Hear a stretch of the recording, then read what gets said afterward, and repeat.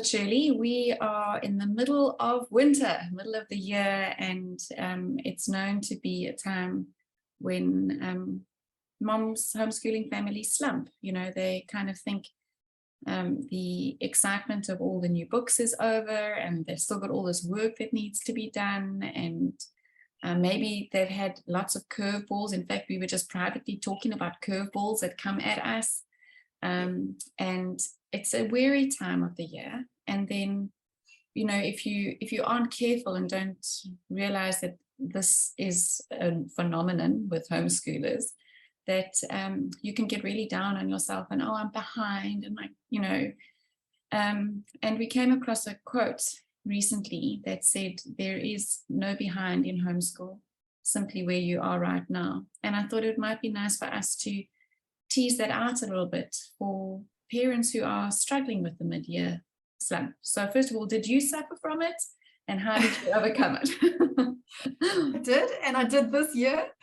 But I think the thing is that we have our own expectations, and there have been things I've wanted to do with my kids, and we haven't done it as much as I wanted to. I wanted to do more nature study. Now the weather's cold and miserable, and we don't actually want to go out.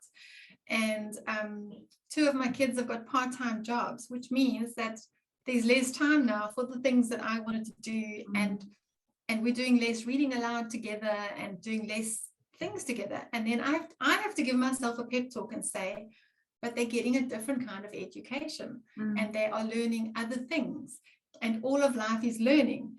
And so it's not that they're not getting education, it's just not going the way mom thought it was going to, and I have to deal with that, you know. And yeah, it takes a bit of shifting your mind, I think. But even with younger kids, I think so often we start off the year planning too much or dreaming of too much. Yeah. And then the reality of all the hurdles and all the hassles and just the things that interrupt our days start to happen, and we don't feel like we're achieving what we should, because we're only measuring by looking at the books, most of us. Yeah. And I think that's the big mistake that we make. Absolutely. And then, you know, and then sometimes you come across things that are actually more important. So you might have planned something to carry you through the year, but all of a sudden your child develops this passion for something else. And, you know, we have to, like these big machines, change course and, you know, break open the thinking and say, but that's more important to nurture that in the child. So maybe you're not getting through as many pages of your maths book or whatever, and you know, oh, we've got to catch up, you know, catching up unfortunately puts so much pressure on mom and child, because now you're going to be tempted to now do 2 pages every day instead of 1, and go for a completion of a page as versus mastery of the topic.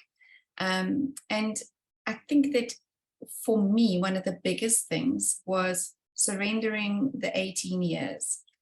In other words, everybody thinks, because generally most school children finish school in their 18th year, that your homeschool children also need to finish their matric or school leaving certificate when they're 18, and then they need to go and get a degree or a diploma and go and start working. And that 18 ceiling needs to actually be broken off. And when you can do that, you start to lower your own anxiety levels and accept that this child's journey might take them to 20, you know, 22, some might be 16. But because we've now set this paradigm in our thinking, 18, and now we're working out school curriculum and procedures to make sure that we hit that 18, I think that we do ourselves a disservice and our kids. So lift off that cap, and then you'll realize that you've got the freedom to let them, you know, push as hard as they need to, pull back when they need to as they're going. And then the mid-year blues can also be dealt with in another way. You can look at it as a mid-year break. Absolutely. Just, you know, look at what's left of the rest of the year and just plan to do things differently. And like you say, there's no rush to finish what mom thinks has to happen. Yeah. Often there's other things that are filling your lives, and you're not valuing those things.